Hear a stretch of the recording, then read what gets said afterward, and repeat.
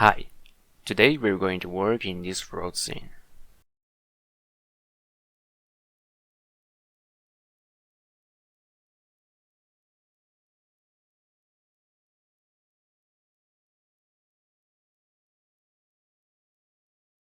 In this one we're going to talk about the proper way to use particles and also the workflow we should follow in RBDLab.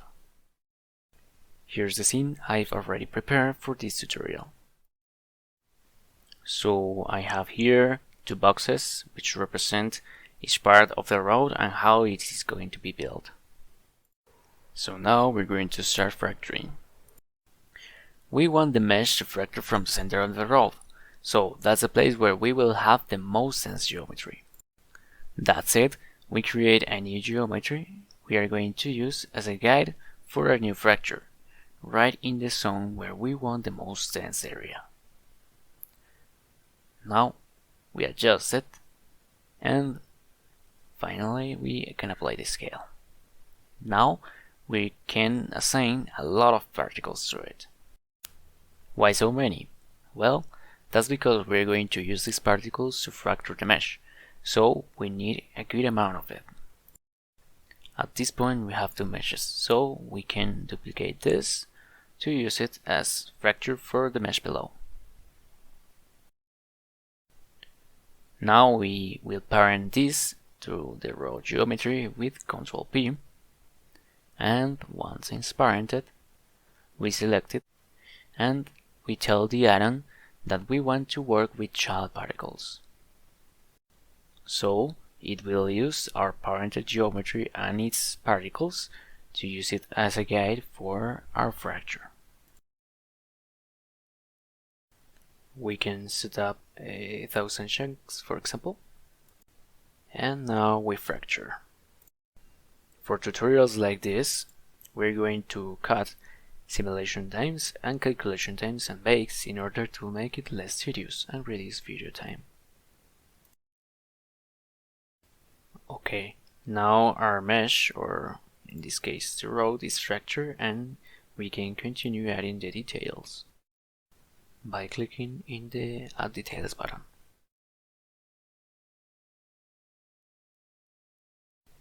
Now details are added, but in this case the scene is a little bit different, because I want to make a close-up to the details of the floor. For this, let's hide the bottom part so we can get a nicer look at them, and here in the menu we can raise the subdivision levels as we need.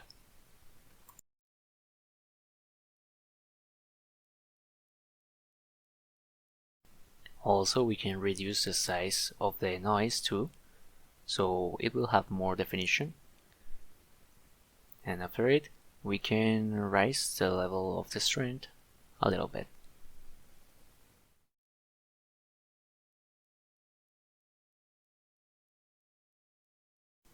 Okay, now here we are getting closer to the level of detail we want. Of course, we can use the isolate tool to check and view how is it looking.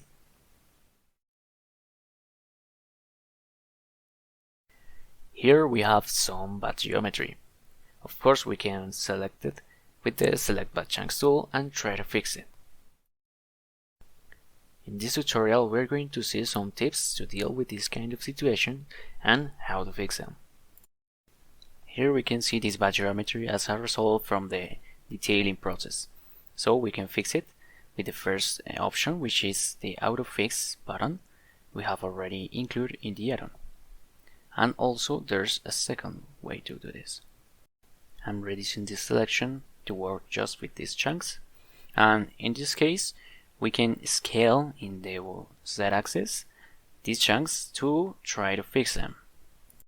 So here I can hit S and then Z, and now I reduce the scale slightly by holding Shift, and that way we are going to see some of these pieces are going to start changing slightly.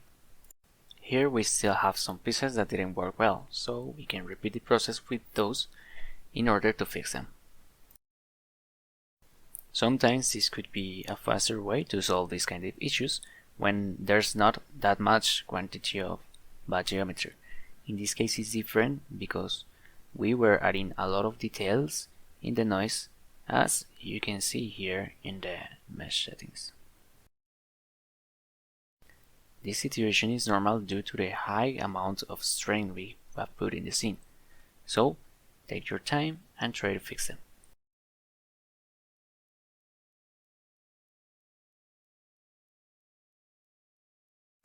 Okay, now these pieces which are slightly lighter color are wrong because they have inverted normals, so we can fix them with the AutoFix tool.